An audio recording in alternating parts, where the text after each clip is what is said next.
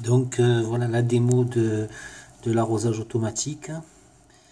Donc là on est sur la page principale, il y a 4 zones, zone A, B, C, D.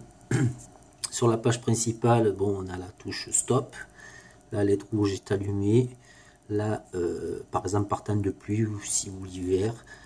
La touche automatique qui réagit donc au réglage de l'utilisateur des 4 zones. La touche manuelle, elle met en route les 4 zones. Le réglage de l'heure courante, de la date courante. La fonction copier, c'est en fait on règle le premier programmateur, on fait copier, tous les autres se copient sur le premier. Et ensuite on a la touche vanne ou pompe. En fait c'est la vanne principale ou une pompe, ça dépend de la configuration. Voilà. Donc par exemple, je vais sur le premier programmateur, voilà, de la zone A. Donc j'ai 3 créneaux horaires.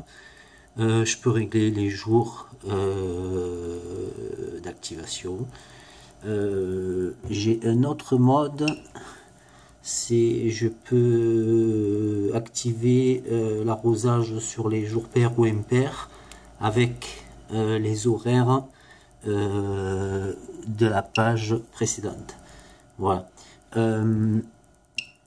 La barre des titres en fait permet de revenir. Toutes les barres des titres permettent de revenir. Quoi d'autre?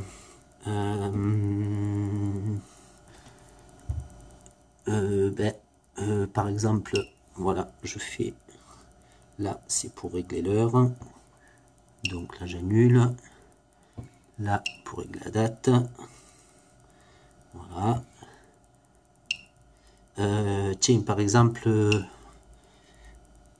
voilà, on a le premier programmateur, tous les autres normalement sont à 0 puisque j'ai pas encore fait de programme. Voilà, donc je reviens sur la page principale, je fais copier et maintenant, c'est chiant, c'est fou. Et maintenant en fait quand je vais sur les autres, voilà, les autres programmateurs ont le même réglage que la zone A. Voilà. Je reviens, je fais par exemple un test avec le mode manuel. Voilà, donc la LED jaune orange, c'est la vanne principale, c'est le témoin de la vanne principale ou de la pompe, et ensuite les 4 LED vertes, c'est les LED témoins de la zone A, B, C, D. Et bien sûr, dans le programme, il y a 4 autres sorties de ce côté pour les tâches de puissance et les électrovannes. Voilà.